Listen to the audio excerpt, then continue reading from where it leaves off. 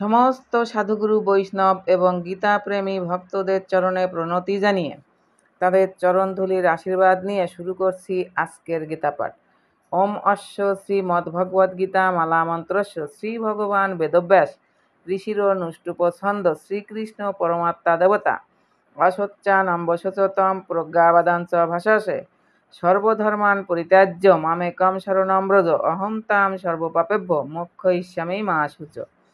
ওম তৎসৎ ওম তৎসৎ ওম তৎসৎ। ওম নমো ভগবতে বাসুদেবায়। হরে কৃষ্ণ। দ্বাদশ অধ্যায় ভক্তিযোগ, শ্লোক ৮। ময়ি এব মন আধৎস ময়ি বুদ্ধিম নিবশিষ্যসি ময়ি এব অত ঊর্ধ্বম ন সংশয়। গীতার গান। অতএব তুমি এই দ্বিভুজ স্বরূপে এমন বুদ্ধি স্থির করো, ভগবৎ স্বরূপে আমারে নিত্যরূপে নিত্যযুক্ত হলে অবশ্য পাইবে প্রেম সর্বশ্রেষ্ঠ ফলে। ঊর্ধ্বগতি সেই যেন না করো সংশয়, সর্বোচ্চ ফল তাহা কহিনু নিশ্চয়। অনুবাদ। অতএব আমাতেই তুমি মন সমাহিত করো এবং আমাতেই বুদ্ধি অর্পণ করো, তার ফলে তুমি সর্বদাই আমার নিকটে বাস করবে, সেই সম্বন্ধে কোনো সন্দেহ নেই। তাৎপর্য। যিনি ভগবান শ্রীকৃষ্ণের ভক্তিযুক্ত সেবায় রত, তিনি ভগবানের সঙ্গে সরাসরি সম্পর্কযুক্ত হয়ে জীবন ধারণ করেন।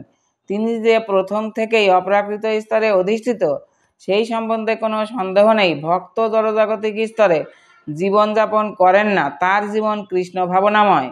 ভগবানের নাম স্বয়ং ভগবান থেকেই অভিন্ন। তাই ভক্ত যখন হরে কৃষ্ণ মহামন্ত্র কীর্তন করেন, তখন শ্রীকৃষ্ণ ও শ্রীকৃষ্ণের অন্তরঙ্গা শক্তি ভক্তের জিহ্বায় নর্তন করেন। ভক্ত যখন শ্রীকৃষ্ণকে ভোগ নিবেদন করেন, শ্রীকৃষ্ণ তখন সেই ভোগ সরাসরিভাবে গ্রহণ করেন এবং শ্রীকৃষ্ণের সেই উচ্ছিষ্ট প্রসাদ খেয়ে ভক্ত কৃষ্ণ ভাবনাময় হয়ে ওঠেন। ভগবানের সেবায় ব্রতী না হলে সেটি যে কি করে সম্ভব হয় তা বুঝতে পারা যায় না, যদিও ভগবদ্গীতা ও অন্যান্য বৈদিক শাস্ত্রে এই পদ্ধতির বর্ণনা করা হয়েছে। শ্লোক ৯। অথ চিত্তম সমাধাতুম ন শক্নোষি ময়ি স্থিরম অভ্যাস যোগেন তত মামি ইচ্ছাপ্তুম ধনঞ্জয়। গীতার গান। যদি সে সহজভাবে হওয়া অসমর্থ, অভ্যাস যোগেতে করো লাভ পরমাত্র। বিধিমার্গে রাগমার্গে যে বা মরে চায়, অচিরাৎ সে অভ্যাসে লোক মরে পায়।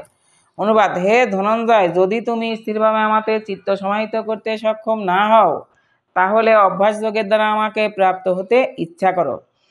তাৎপর্য। এই শ্লোকে ভক্তিযোগের দুটি ক্রমোন্নতির কথা বলা হয়েছে। তার প্রথমটি তাদের ক্ষেত্রেই প্রযোজ্য, যারা অপ্রাকৃত প্রেমে পরম পুরুষোত্তম ভগবান শ্রীকৃষ্ণের প্রতি অনুরক্ত হয়েছেন, আর অপরটি হচ্ছে যারা অপ্রাকৃত প্রেমে ভগবানের প্রতি আসক্ত হতে পারেননি। এই দ্বিতীয় স্তরের ভক্তদের জন্য নানা রকম বিধিনিষেধের নির্দেশ দেওয়া হয়েছে, যা অনুশীলন করার ফলে শ্রীকৃষ্ণের প্রতি আসক্তির স্তরে উন্নীত হওয়া যায়। ভক্তিযোগ হচ্ছে ইন্দ্রিয়গুলিকে নির্মল করার পন্থা। ভক্তিযোগ হচ্ছে ইন্দ্রিয়গুলিকে নির্মল করার পন্থা। ভব সংসারে বর্তমান সময়ে ইন্দ্রিয় তর্পণে নিরত থাকার ফলে মায়াবদ্ধ জীবের ইন্দ্রিয়গুলি সর্বদা কলুষিত হয়ে থাকে, কিন্তু ভক্তিযোগ অনুশীলন করার ফলে এই সমস্ত ইন্দ্রিয়গুলি নির্মল হতে থাকে এবং অবশেষে তা যখন পূর্ণরূপে নির্মল হয়, তখন তারা সরাসরিভাবে পরমেশ্বর ভগবানের সংস্পর্শে আসে। মায়াবদ্ধ বিষয়াসক্ত জীবনে আমি কোনো না কোনো মালিকের চাকরি করতে পারি, কিন্তু সেই দাসত্ব ভালোবাসার নয়। আমি কেবলমাত্র কিছু টাকা পাওয়ার জন্য সেই চাকরি করি এবং সেই মালিকও আমাকে ভালোবাসে না, আমার কাছ থেকে কাজ আদায় করে আমাকে মাহিনা দেয়।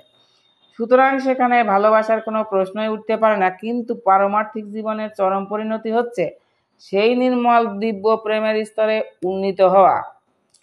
আমাদের ইন্দ্রিয়গুলি দিয়ে ভগবানের সেবা করার মাধ্যমেই সেই প্রেম ভক্তির স্তর লাভ করা যায়। সকলের হৃদয়ে এই ভগবৎ প্রেম সুপ্ত অবস্থায় রয়েছে এবং সেখানে ভগবৎ প্রেম বিভিন্ন রূপে প্রকাশিত হয়, কিন্তু জড়জাগতিক সঙ্গের প্রভাবে তা কলুষিত। এখন জড় বিষয়ের প্রভাব থেকে আমাদের হৃদয়কে নির্মল করতে হবে এবং তাহলে যে কৃষ্ণ প্রেম আমাদের হৃদয়ে সুপ্ত অবস্থায় রয়েছে তা পুনরুজ্জীবিত হবে। সেটি হচ্ছে ভক্তিযোগের পূর্ণ পন্থা। ভক্তিযোগ অনুশীলন করতে হলে সদ্গুরুর তত্ত্বাবধানে কতকগুলি বিধিবিধান পালন করা কর্তব্য। খুব সকালে ঘুম থেকে ওঠা, স্নান করে মন্দিরে গিয়ে আরতি করা, হরে কৃষ্ণ মহামন্ত্র কীর্তন করা, তারপর ফুল তুলে ভগবানের শ্রীচরণে তা নিবেদন করা, ভোগ রান্না করে তা ভগবানকে নিবেদন করা, প্রসাদ গ্রহণ করা ইত্যাদি। নানা রকমের বিধি নিয়ম আছে, সেগুলি অনুশীলন করতে হয়। আর নিরন্তর শুদ্ধ ভক্তের কাছ থেকে শ্রীমদ্ ভাগবত ও ভগবদ্গীতা শ্রবণ করতে হয়। এই পন্থা অনুশীলন করার ফলে যে কেউ প্রেম ভক্তির স্তরে উন্নীত হতে পারে এবং তার ফলে অবশ্যই চিন্ময় ভগবত ধামে প্রবেশ করতে পারা যায়। সদ্গুরুর তত্ত্বাবধানে বিধিবদ্ধভাবে ভক্তিযোগ অনুশীলন করলে অবশ্যই ভগবত প্রেম লাভ করা যায়। শ্লোক 10। অভ্যাস অপ্যসমর্থসি মৎকর্ম পরমো ভব মদর্থমপি কর্মাণি কুর্বন সিদ্ধিম অবাপ্স্যসি। গীতার জ্ঞান। অভ্যাসেও অসমর্থ যদি তুমি হও, আমার লাগিয়া কর্মে সদা যুক্ত রও। আমার সন্তোষ জন্য যে বা কার্য হয়, জানিও সেসব মোরে প্রাপ্তির উপায়। অনুবাদ। যদি তুমি এমনকি অভ্যাস করতে অসমর্থ হও, তাহলে আমার প্রতি কর্মপরায়ণ হও। আমার জন্য কর্ম করেও তুমি সিদ্ধি লাভ করবে। তাৎপর্য। যিনি সদ্গুরুর তত্ত্বাবধানে বৈধি ভক্তি অনুশীলন করতে সমর্থ নন, তিনি কেবলমাত্র ভগবানের জন্য কর্ম করার মাধ্যমে সিদ্ধি লাভ করতে পারেন।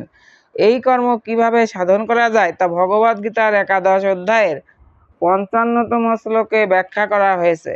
কৃষ্ণ ভাবনামৃত প্রচারে সকলকেই সহানুভূতিশীল হওয়া উচিত। বহু ভক্ত কৃষ্ণ ভাবনামৃত প্রচারে নিযুক্ত আছেন এবং তারা নানা রকম সাহায্যের আবশ্যকতা বোধ করে থাকেন।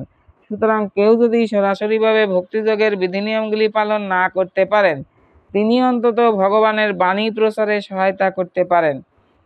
প্রতিটি প্রচেষ্টাতেই জায়গা, জমি, অর্থ সংগঠন ও শ্রমের প্রয়োজন হয়। ঠিক যেমন ব্যবসা করবার জন্য জায়গার দরকার হয়, মূলধনের প্রয়োজন হয়, শ্রমের প্রয়োজন হয় এবং তা প্রসারের জন্য সংগঠনের প্রয়োজন হয়, তেমনি শ্রীকৃষ্ণের সেবাতেও এগুলির প্রয়োজন আছে। পার্থক্যটি হচ্ছে যে বৈষয়িক কর্মগুলি সাধিত হয় কেবল ইন্দ্রিয় তৃপ্তির জন্য, কিন্তু সেই একই কর্ম যখন শ্রীকৃষ্ণের সন্তুষ্টি বিধানের জন্য অনুষ্ঠিত হয়, তখন তা পারমার্থিক কর্মে পরিণত হয়। যদি কারো যথেষ্ট টাকা থাকে, তাহলে তিনি কৃষ্ণ ভাবনামৃত প্রচারের জন্য মন্দির অথবা অফিস তৈরি করতে সাহায্য করতে পারেন, কিংবা তিনি গ্রন্থাদি প্রকাশনায় সাহায্য করতে পারেন। ভগবানের সেবার জন্য নানা রকম কাজ করবার সুযোগ রয়েছে, তবে সেই কাজগুলি করতে উৎসাহী হতে হবে। কেউ যদি তার কর্মের ফল সম্পূর্ণভাবে উৎসর্গ না করতে পারেন, তাহলেও তিনি অন্তত তার কিছু অংশ ভগবানের বাণী প্রচারের কাজে দান করতে পারেন। ভগবানের বাণী বা কৃষ্ণ ভাবনামৃত প্রচারের কাজে স্বেচ্ছাকৃতভাবে সেবা করার ফলে ক্রমান্বয়ে ভগবৎ প্রেমের উচ্চতর পর্যায়ে উন্নীত হওয়া যায়, যার ফলে জীবনের পূর্ণতা প্রাপ্তি হয়।